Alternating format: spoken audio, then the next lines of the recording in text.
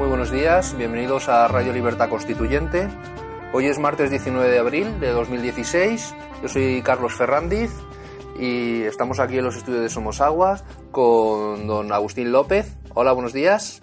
Buenos días. Y con don Antonio García Trevijano. Buenos días. Para mí muy bueno. Bueno, es que siempre me quedo tan asombrado. Muy bucólico, ¿no? ¿Eh? Es un poco bucólico, ¿no? Es impresionante la luz y el clima que hay hoy. Pero en fin, vamos a las noticias. Muy bien, vamos a ver. En el periódico El Mundo hay una noticia que aparece en pequeñito, pero aparece en la portada, que dice: las bases de Podemos rechazan el pacto con el PSOE y Ciudadanos. Y en la página 16 amplía aquí la noticia, dice: Podemos utiliza a sus bases para presionar al PSOE a romper con Ciudadanos. Sánchez afirma que el partido está más fuerte que el 20D por la actitud de bloqueo de Iglesias. Luego da en un lateral los datos de la consulta, que habla sobre un 88,23% no al pacto del PSOE Ciudadanos, un 91,79% sí a la coalición de izquierdas y un 37,97% a la participación. Esto en El Mundo. Y luego en El País a esta noticia le da mayor relevancia y sí que aparece más destacada, en la que dice: la consulta de Podemos otorga todo el poder a Pablo Iglesias. Un 88,23% respalda a su líder contra el acuerdo entre PSOE y Ciudadanos. Y en la página 15 ya habla aquí sobre la consulta de Podemos otorga a Iglesias todo el poder interno. Francesco Maneto explica el resultado de la consulta de Podemos, una especie de plebiscito en el que el 88% de los 150.000 participantes rechazó el pacto entre el PSOE y Ciudadanos, le dio ayer oficialmente a Pablo Iglesias toda la autoridad interna para pilotar el partido hacia nuevas elecciones. El referéndum a las bases, que avaló con un respaldo de casi el 92% de los votos su propuesta de gobierno con los socialistas, Izquierda Unida y Compromís, refuerza además su estrategia negociadora en un momento de crisis y tras el distanciamiento de Íñigo Errejón. Pero ambos aseguran que comparten objetivos. El número 2 también celebró el mandato popular. Bueno, don Antonio. Vamos a comenzar con esta noticia y lo primero que he de advertir es el uso indebido de las palabras referentes a esos asuntos que toda la prensa y los partidos llaman consultas al pueblo, a las bases, consultas. La palabra consulta, por su propia definición, es una cuestión que se pregunta sin que la contestación sea vinculante. Por tanto, en el caso de consultas están mal empleadas cada vez que se utilizan para no designar referéndum, plebiscito o consulta, ni llamada o apelación al pueblo. Entonces son demagogias con distintas palabras que quiero hoy especificar su significado correcto para que al menos nosotros las empleemos en sentido científico o al menos de acuerdo con su etimología y su significación en nuestro idioma. Referéndum no es un referéndum. En modo alguno la consulta, llamada consulta, que hace Pablo Iglesias a las bases de su partido, no puede ser un referéndum, porque el referéndum es un acto de refrendo, de refrendar. Para que se refrende algo, tiene que estar antes aprobado por alguien. Y después de aprobado, se llama al pueblo para que refrende o rechace lo que ya está aprobado, para que lo apruebe o diga no. Porque un referéndum siempre tiene que ser vinculante, si no es una tomadura de pelo.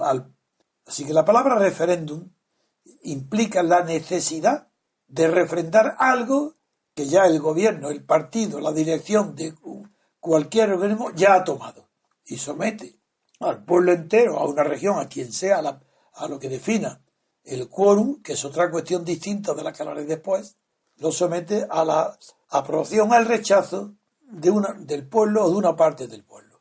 Referéndum. Por tanto, lo de Podemos no ha sido un referéndum. Y luego, el referéndum no es electivo.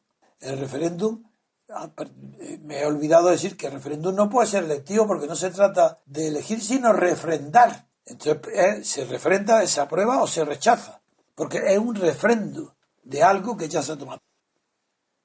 Segundo término técnico que se emplea, plebiscito.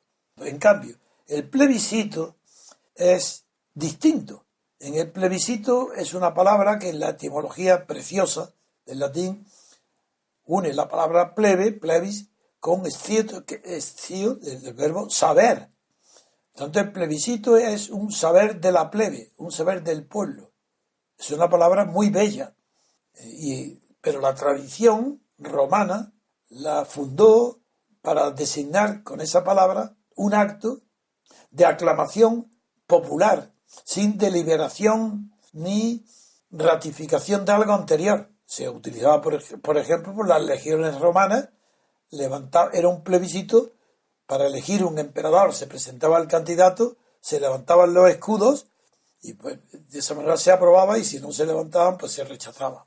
Pero el plebiscito es muy raro que se convoquen plebiscitos. Y luego, común tanto al referéndum como al plebiscito, otra cuestión es la consulta a las bases o el sometimiento a una decisión de las bases que sería vinculante. Eso son, aparte de eso que ya llegaremos a examinar, en el referéndum y en el plebiscito tienen de común que se presupone que es más avanzado, más consciente, más verdadero, más democrático un acto, una decisión colectiva, que no una suma de decisiones individuales. Antiguamente, cuando no se habían inventado los sistemas de comunicación como los de ahora de Internet, no era válida una toma de decisión colectiva si no estaba precedida de una reunión donde se ven las caras, se delibera y se toma la decisión. Esa fue la democracia directa y la democracia asamblearia. No era todo el pueblo ateniense quien participaba en las decisiones colectivas, ni quien determinaba el quórum o parte del pueblo necesaria para estimar legítima y válida una asamblea. Los que asistían a la asamblea eran los únicos que podían participar en la elección o designación o aprobación de una ley o de una persona para un cargo. En Atenas cuando había en Atenas una población mayor, adulta, de 100.000 personas, habitantes con derecho a voto, sin contar los esclavos, pues a la Bulé, que era la asamblea, como estaba en una ligera colina, las personas ya de bastante edad pues no subían y se quedaban sin subir esperando saber los resultados por curiosidad. Pero las personas que normalmente asistían a la Bulé pues no pasaban de 7.000, un poco más de 7.000. Cuando es Rousseau el que plantea el tema de que la voluntad general no resulta del simple acto de votar, inspirándose en la antecedente de la asamblea en tiempos de Pericles, inspirándose en ello, Rousseau teoriza de que la voluntad general no puede sacarse de una votación que no haya sido precedida de una deliberación. Porque la voluntad deliberada, es decir, lo que ha sido previamente sujeto de deliberación, puede producir una voluntad general, pero si no ha habido deliberación, no hay más que suma de voluntades individuales, personales. Y eso no tiene validez ninguna, ni para aprobar una ley, y mucho menos como para fundamentar en ella un referéndum. Un personaje muy célebre de la Revolución Francesa, que no era filósofo ni un gran pensador, pero inventó el calendario de la Revolución, Fabre de Englantín, fue el secretario de Danton y fue ejecutado en la guillotina junto con Danton, acusado de haber falsificado Fabre de Englantín un decreto modificando las condiciones de la Compañía de Indias. Eso también complicó luego a Danton, aunque él no estaba mezclado en ese asunto, y fueron guillotinados juntos Danton y también Fabre de Englantín, junto con Camilo Desmoulins también. Bien, pues hablo de Fabre de Englantín porque escribió una pequeña folleto sobre el referéndum muy original, muy parecido en el estilo, en la forma y en la inspiración al folleto que hizo el abate Sieyes sobre el tercer estado, que eran preguntas muy sencillas y respuestas avanzando, y en ese escrito llegó a la conclusión. El escrito fue motivado cuando se convocó un referéndum para que el pueblo se pronunciara sobre la muerte de Luis XVI, de Luis Capeto, ciudadano Capeto, entonces le llamaron. Y Fabre de Englantin dijo que no podía, no para salvar al rey, al contrario, para defender que se le condenara sin llamada al pueblo, porque esa es la palabra que entonces, tanto en Roma como en Francia, no se decía referéndum ni plebiscito, se decía appel, llamada al pueblo. Pues bien, consideraba que no era posible, que no era válido un referéndum sobre toda una nación donde votaran ese referéndum personas que ni se conocían, ni se veían, ni deliberaban, y diseminados es la palabra clásica. Una voluntad no puede estar diseminada, porque sería una suma de voluntades individuales, nunca sería la voluntad general. En concreto, sí ha servido esa tesis de Rousseau y de Fabre, y luego popularizada por Fabre de Englantin, ha servido para delimitar, precisar más los conceptos como hoy estoy hablando, para distinguir entre referéndum, plebiscito, consulta, apel, llamada al pueblo. ¿Qué es lo que ha pasado? Vamos ahora con este vocabulario preciso, vamos a ver qué naturaleza tiene lo que ha sucedido en la consulta de Pablo Iglesias a las bases de Podemos y cuál es el resultado. Antes, para poder ya estar seguros de que caminamos sobre suelo firme, tenemos que conocer que Podemos, cuando hace esta consulta a la base, no fija un quórum. Las leyes de sociedad anónima o todas las leyes del mundo y todas las leyes políticas del Senado, lo habéis visto en las películas de Estados Unidos, lo que es la primera condición que requiere toda decisión en una asamblea es que se fije el quórum de asistencia para que sea válida. Bien, ese tema de legitimidad de una decisión colectiva, según el número, la proporción de asistentes con relación a los que deberían haber asistido con arreglo a la ley, no puede regir en los referéndums o plebiscitos cuando es una llamada al pueblo en general. Eso no rige en el caso de Pablo Iglesias, porque las bases de Podemos fijan el máximo, la militancia o los inscritos fijan el máximo de asistentes a una respuesta colectiva ante una consulta. Quiero decir que Podemos no estaba en este caso ante un referéndum popular ni un plebiscito popular. Estaba en una consulta a las bases. El quórum de asistencia ha sido bajísimo, pero como no está fijado, por muy alto que sea con relación, por ejemplo, al que se hizo en la Puerta del Sol, es que el quórum de los militantes que han participado, la suma entre los que se han abstenido y los que han votado que no, ha sido apenas una tercera parte. Una regla que ha sido considerada como de oro desde la más remota antigüedad en las decisiones colectivas, es que una vez que se sabe quién tiene y puede y tiene derecho a votar, por lo menos participe en la votación la mitad, porque como no hay reglas precisas para saber cuándo se puede formar la voluntad general, al menos se tiene que aceptar y legitimar que solo si se participan en la votación la mitad de los que pueden asistir, entonces hay una legitimidad para atribuir a esa mitad, o algo superior a la mitad, atribuirle que su decisión afecta al colectivo.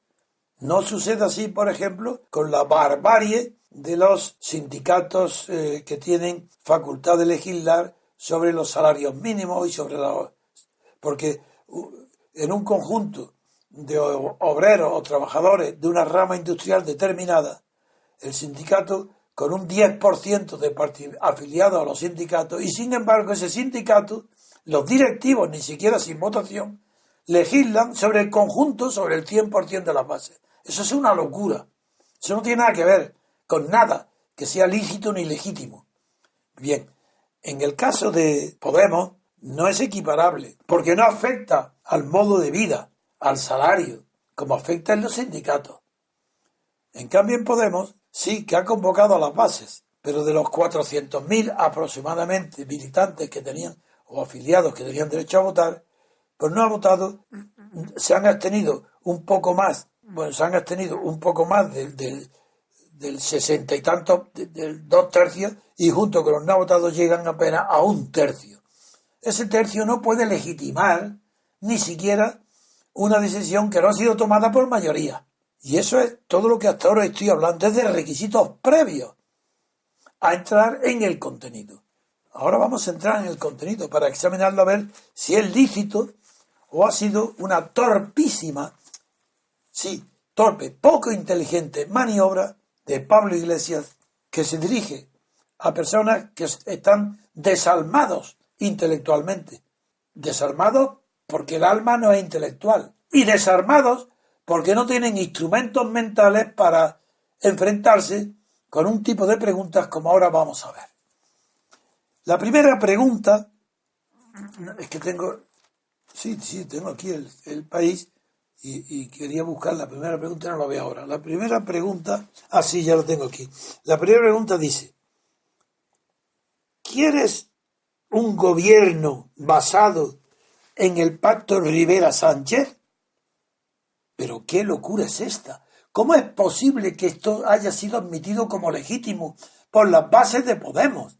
Esto es ya la brutalidad absoluta.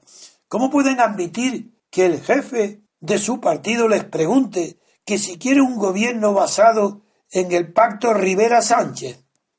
¿Sabéis lo que esto significa?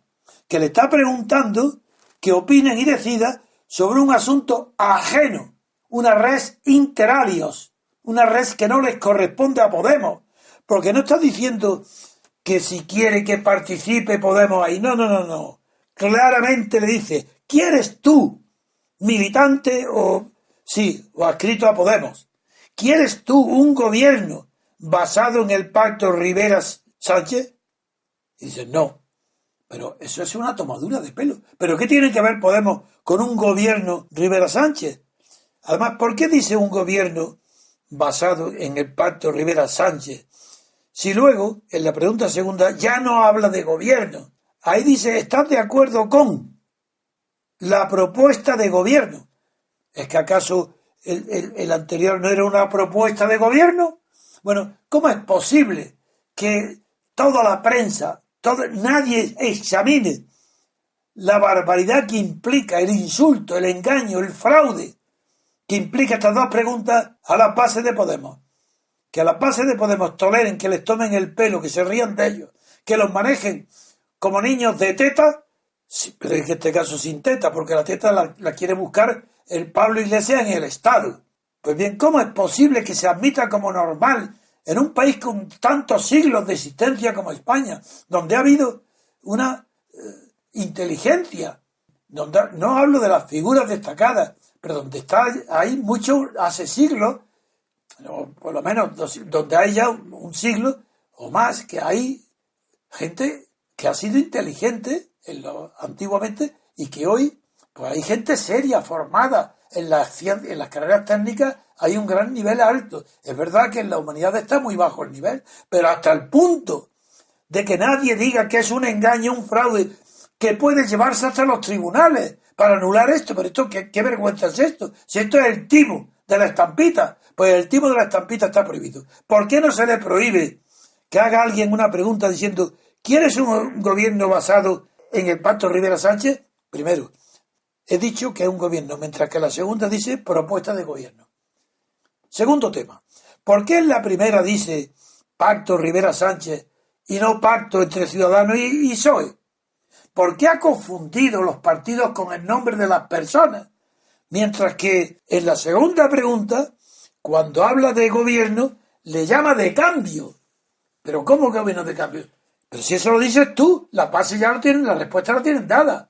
Tú lo calificas. ¿De cambio? ¿De cambio de qué? ¿A mejor, a peor? ¿A la derecha, a la izquierda, arriba o abajo? Pero que esto es de verdad, es que da vergüenza de leer los periódicos españoles. Pero ¿cómo puede Sí, porque Pablo Iglesias haga con Podemos lo que le dé la gana allá a ellos.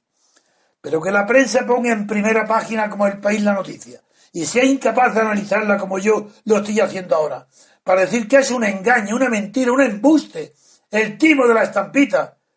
Pero es que no lo ven, es que no lo saben, es que no saben tampoco la diferencia entre referéndum y plebiscito. Seguimos, en el segundo. ¿Estás de acuerdo con la propuesta de gobierno de cambio que defienden Podemos? Vaya, menos mal. En Común también es Podemos.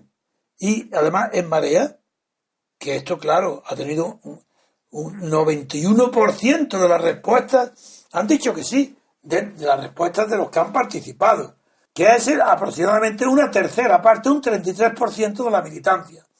Estos es los hechos. Ahora vamos a analizar los fines. Los hechos son estos.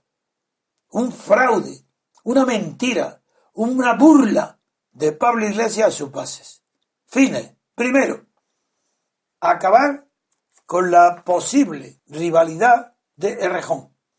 Afianzar su poder interno. La prueba es que ahora ya todos los periódicos están hablando de que Pablo Iglesias consolida su poder indiscutible como si antes hubiera sido diferente, pero ahora ya lo es. Errejón, que por un lado eliminado.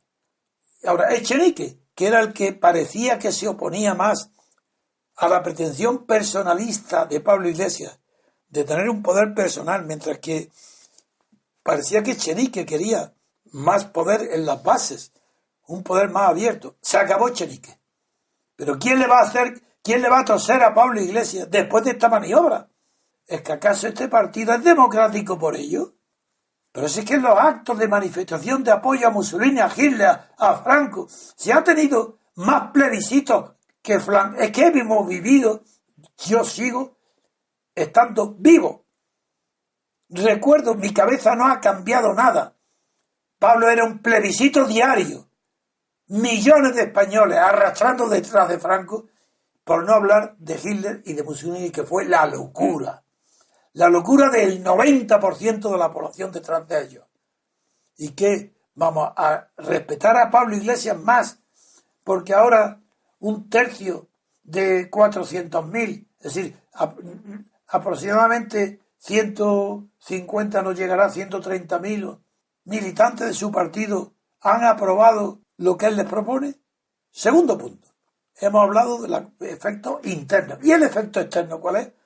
Pues el móvil principal, porque el móvil interno estaba ya prácticamente asegurado. Errejón no tiene valor ni base para enfrentarse a una persona que lo ha humillado ante todas las bases. Errejón está acabado. Ese era un motivo secundario. El motivo principal era culpar al PSOE de que no había pacto con Podemos.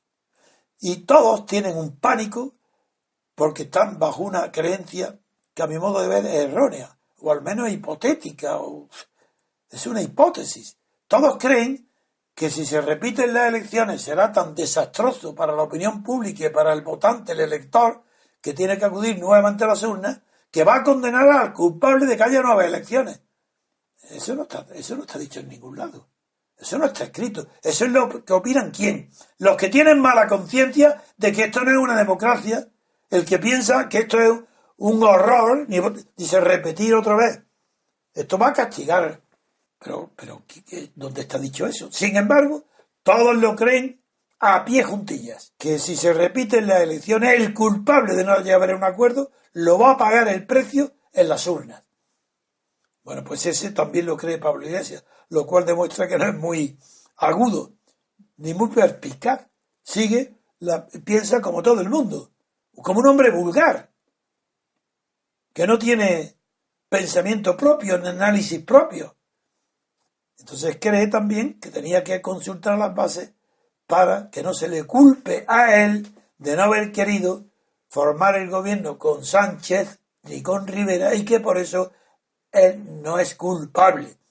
Y no es por eso ahora tiene la excusa. Las bases han dicho, yo no tengo culpa. Mi partido ha dicho que no, que ese pacto no. Y sin embargo, tampoco en la respuesta de las bases se puede incluir algo que no está en la pregunta. Porque recordaréis que en la pregunta primera no dice nada más que si quieres un gobierno de Rivera y Sánchez, pero ahí no dice y dentro Podemos. Tenía que haberlo dicho para que entonces hubiera tenido cierto interés. Así que todo es falso y mentira. El tema, la jugada de Pablo Iglesias, no es que le ha salido bien, es que está jugando como al billar le ponían la bola a Fernando VII. Es que está jugando con él es un niño de temperamento infantil, sus gestos, sus posturas, pero es que está jugando con niños más infantiles que él. Hay que ver cómo les toma el pelo, cómo hace lo que quiere, y habiendo hecho una pregunta capciosa, no, ridícula, tonta, imposible de responder con sentido normal, pues hace pues la segunda. Con esto quiero desautorizar desde el punto de vista intelectual y lógico todos los comentarios que leo en todos los periódicos y en las televisiones. Nadie ha enfocado de verdad como el timo de la estampita, como un fraude perseguible, si fuera de verdad una democracia, pero ¿cómo no va a ser perseguible que un partido en un sistema democrático que rija que tenga reglas, leyes para fijar las reglas de juego, haga esas trampas, esas burlas del que tiene que elegir? Pues esto sería la primera conclusión que yo sacaría, que yo saco. En fin, con eso termino y le doy si quiere Agustín, un pequeño tiempo y enseguida pasamos luego a las noticias internacionales. Agustín. Sí, poco que añadir. Si acaso resaltar el papel que ha tenido Podemos como una decepción para los movimientos sociales de los indignados, ¿no? Sí. Un movimiento, bueno, yo creo que era legítimo como respuesta a la proletarización y el empobrecimiento de la sociedad y que lo están canalizando hacia una vía muerta. La pregunta, lo que usted dice, una broma solo superada por la pregunta del que fue la burla del referéndum de la OTAN. Y yo creo que, sí. Y yo creo que ahora hay un riesgo de que surja realmente un 15M verdadero. Estamos viendo en Francia, a pesar de que los medios de comunicación generalistas están tapando las movilizaciones de millones de personas que está viendo en Europa, y yo creo que hay el riesgo ahora de que salga un 15M verdadero y que elimine del escenario político a un partido tan ambiguo. Otro punto que me gustaría comentar con ustedes, ¿hasta qué punto el hecho de tener 400.000 personas del que únicamente dispones del mail y son amigos en Facebook, eso te da autoridad moral para conducir un partido? Yo tengo un amigo que tiene blog de farmacia, tiene 550.000 seguidores. Tiene más. Tiene más. Y es algo tan específico, puede entrar cualquiera. Blog de farmacia, que miren en Facebook. 550.000 seguidores. Bueno, es que hoy día hay mecanismos y hay formas para conseguir un buen posicionamiento en las redes sociales. Entonces, esto, no sé, esta nueva democracia no habíamos visto nunca, ¿no? No. Yo puedo votar, tengo el mail, me apunto a Podemos de Facebook y ya soy uno más. Hombre, habrá que establecer algún criterio. Muy buenos días, bienvenidos a Radio Libertad Constituyente. Hoy es martes 19 de abril de 2016. Yo soy Carlos Ferrandiz